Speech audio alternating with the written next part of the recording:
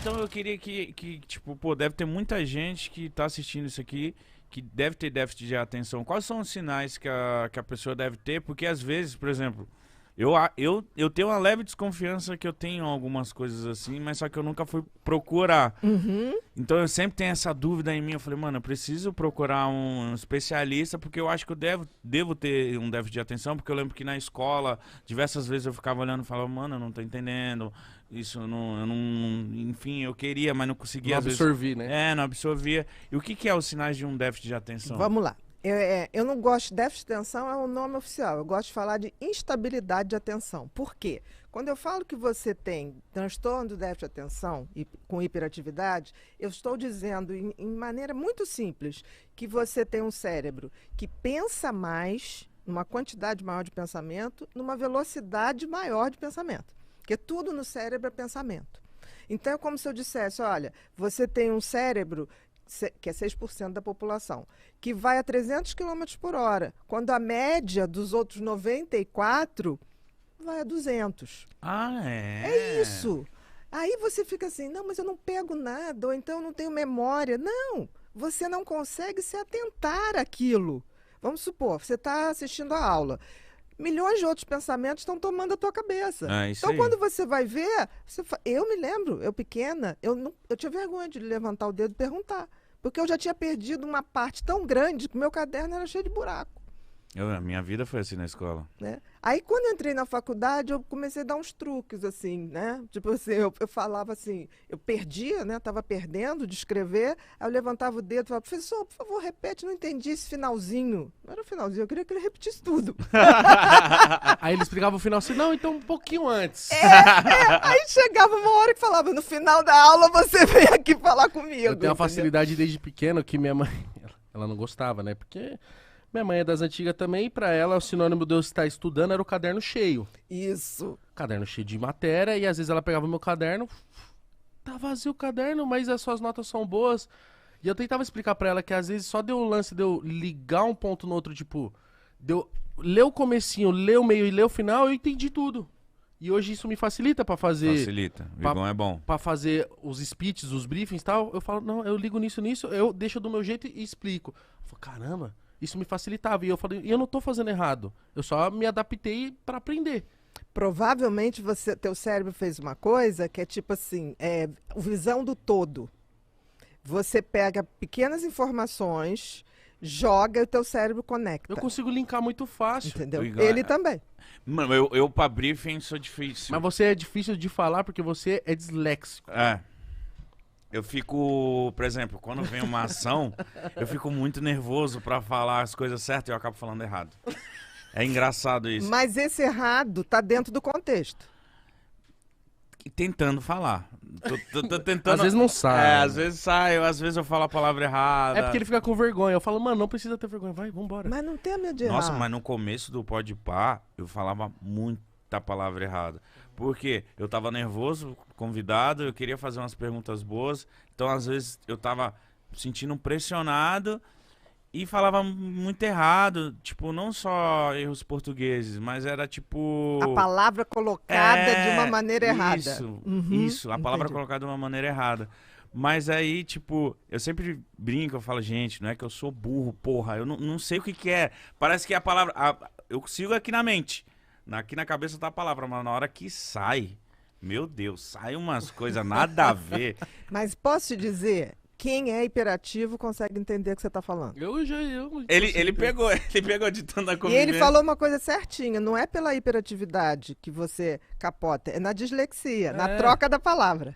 É, porque saber o que eu quero dizer, às vezes ele sabe, mas... Mas ele sabe direitinho. Já tá convivendo, Saber né? o que você está querendo dizer Tamo e todo dia, transformar. na hora que ele fala, eu falo, Uhum. beleza. Eu sei, menino. Entendi, meu filho, entendi. Tá com teu pai, tá tudo certo. E aí você se formou em medicina, e aí depois você foi se especializando? Depois eu me especializei em psiquiatria. Que aqui no Brasil, era muito doido, psiquiatria aqui no Brasil, na época, era sinônimo de ser psicanalista. Né? Que é aquela coisa que tudo é causado pela infância, que teu pai, tua mãe, tá. Aí eu fui fazer a tal prova de psicanálise e fui reprovada.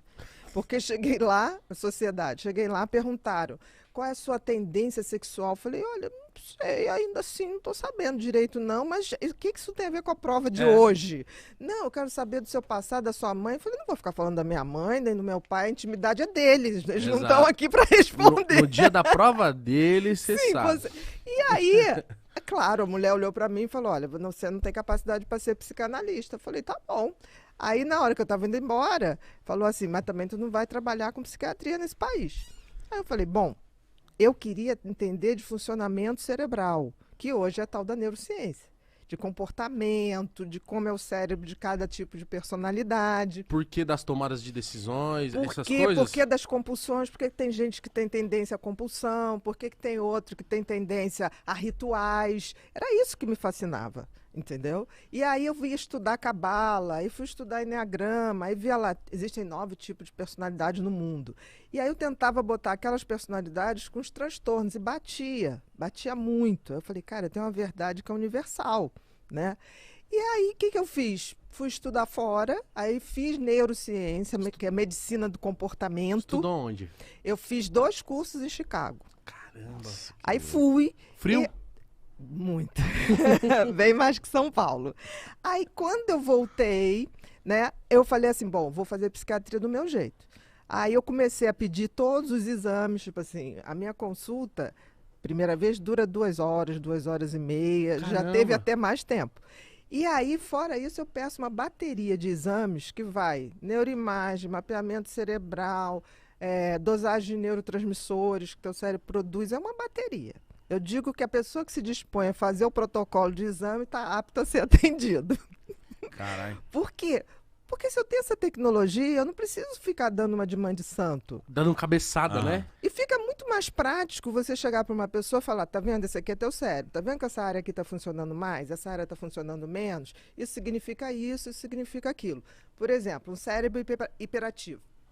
Nosso lobo frontal, que é aqui o que nós ganhamos do macaco, né? O macaco tem um troço curtinho, a nossa testa subiu. O lobo frontal é o grande maestro da orquestra cérebro. O que é maestro da orquestra cérebro? Tudo no cérebro é pensamento. Então, é ele que dá a velocidade e a quantidade de pensamentos. Então, quando você não consegue prestar atenção numa coisa, é porque teu lobo frontal não está conseguindo filtrar o excesso de pensamento e falar assim, presta atenção aqui. Não, ele fica...